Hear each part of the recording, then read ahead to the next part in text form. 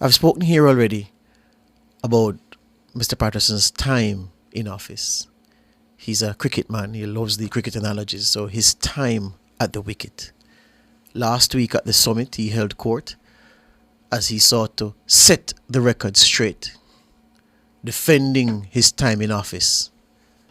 And if you weren't here, you would have been led to believe that one of the most successful premierships in Jamaica's political history was underplayed, was overlooked, was vilified in some respects by members of the media, by people who comment today on public affairs. And you'd be left wondering, how come this great man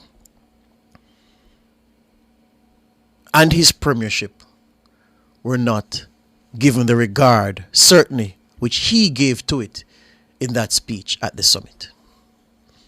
The great thing is, I'm speaking this morning based on what I know is the composition of the nationwide audience.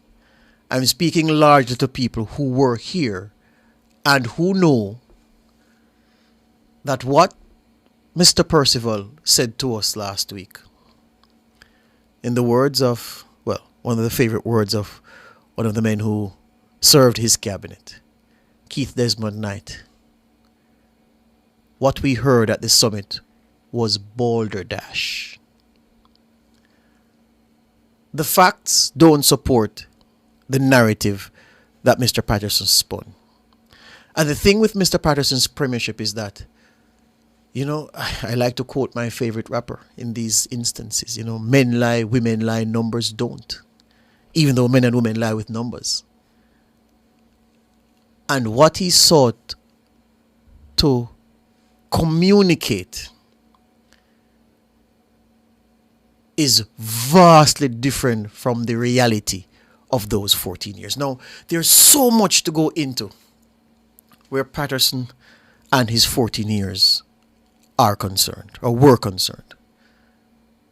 Mr. Percival's brand of leadership, in many respects, there are good things to take from it. The way he handled certain ministers. In my view, the highlight of Mr. Percival's 14 years was the liberalization of the telecom sector by one Philip Paulwell. And those close to the action say, well, that was more Paulwell's doing than Mr. Percival. So you should give Paulwell all the credit. Acknowledge that Mr. Percival was the Prime Minister at the time, but it really was Paulwell's work. And we all know that Philip Paulwell wrung every bit of goodwill out of that liberalization of the telecom sector towel, to the extent that for the many other things that he got up to, there was barely enough of the goodwill left to tide him over. Mr. Percival said, look, when the bad times came, it's youthful exuberance. That was him being grateful to what Paulwell had done for his administration. But that was a highlight for me. And that was hugely significant, is hugely significant in the history. But it's not Mr. Percival's work. It's Philip Paulwell's work. I'll tell you what Mr. Percival's work really is. Before that, he said something in 2003 that I think is at the heart of the problem Mr. Percival is facing at this time. And as I listened to him some weeks ago talking about the country on his watch and how good it was and the backlash that he received, sufficient for them to organize another function for him to set the record straight, I said to myself, you are right in believing what you believed about the problem Mr. Percival has. And here's the problem. 2003, September, the PNP's 65th annual conference.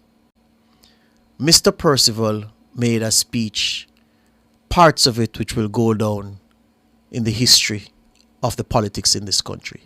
And in that speech was transmitted the real problem Mr. Percival had then and still has now. Here's what he said. Every leader has a different style, and my style is this style, he told conference in 2003. I am a humble man, and I will always be to my dying day. Blood runs through my veins like everybody else's, but I know that I have never got the respect where respect is due for the things that I have done. He said, I have built more highways than anybody else. I have done more to reduce poverty than everybody else. More people have running water. More people stop use kerosene. More people have electricity. More people have telephone. And more men have gyal than at any time else, said our Prime Minister in 2003. So part of his legacy as he wound down his premiership was that under his leadership, more men in Jamaica have gyal. Yeah?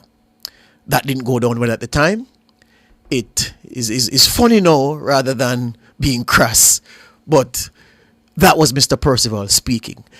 It wasn't the gyal aspect. Well, we were caught up in that at the time. I remember the country was. But the more significant point Mr. Percival was making was that he didn't feel as if he had the respect he certainly thinks he deserves. And that's the problem.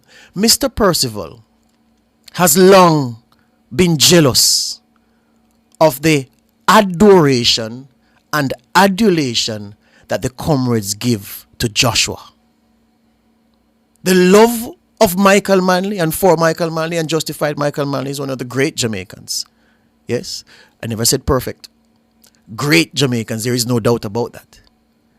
Percival James Patterson wants to be like that. In fact, if you listen to the PNP bigwigs speak, and especially during campaign time when they're doing their set piece presentations, it's almost obligatory to have a quote or three from Joshua in your speech. It's not complete without it. Nobody quotes PJ Patterson. Nobody quotes PJ Patterson. The comrades don't. And so I find it curious that the respect that not even the comrades have for you, Mr. Percival, you want the Jamaican public to then accord you that. On what basis, I don't know. Your tenure, your premiership was such that you are barely mentioned. Mrs. Simpson Miller gets adoration and adulation. She gets copious amounts of it. You, on the other hand, longest serving, won more elections than anybody else, and done all the great things you say you did, and yet still you fall short of the adulation and adoration measures, which is why it's so curious that a PNP hierarchy that quite rightly avoids mentioning the Patterson years, avoids mentioning what Mr. Percival did at the wicket, now brings him back to boost its election campaign. So, apart from feeling unappreciated and being unappreciated within the walls of his own party, Mr. Percival is now appealing to Jamaica to give him the love that not even comrades are giving him. I'll tell you how we remember you, Mr. Percival. And there are so many numbers to use. You will be remembered as the Prime Minister who heaped more debt on the back of every Jamaican man, woman and child than every Prime Minister before you and every Prime Minister since. You will be remembered as the man who, when 1992 ran its course and that year finished, the public debt was about $60 billion. By November 2005, 4 months before you left office, Mr. Percival, that 60 billion debt that you left us, that we started with in 1992, had swollen to 830 billion by November 2005. That's how we will remember you, Mr. Percival, as the debt Prime Minister. We'll also remember you, Mr. Percival, as the murder Prime Minister. Because it was on your watch that we hit murders 1,000 for the year for the first time and sustained it.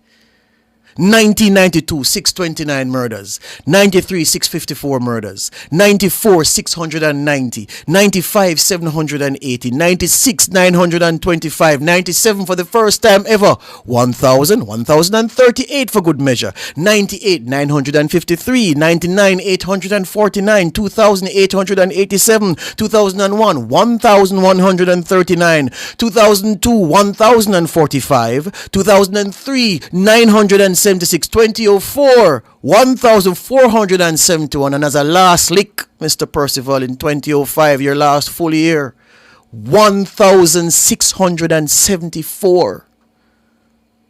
So in the time you were at the wicket, Mr. Percival, 13,710 Jamaicans murdered in their own country. Private security exploded because everybody are grilled up or try to keep possession and limbs and lives safe. On your watch, the record will show more Jamaicans lost their lives to the gun and to murder on your watch than everybody else. That's how we will remember you. And so I say, Mr. Percival, I didn't even have to touch Finsack to prove that you have no moral authority to enter any argument about how this country is run. And in tandem with your former finance minister, the two of you together remind me of Dick Dastardly and Motley from Wacky Racers. You did to this country what Phillips and Simpson Miller, Holness and Shaw, Holness and Clark, and now Holness and Favour Williams are trying to correct. I say to you, Mr. Percival, you talk about you missed the days when you would put on your gown and go to court. Put on your nightgown and go to bed. I might kick over your chamber pot on the way.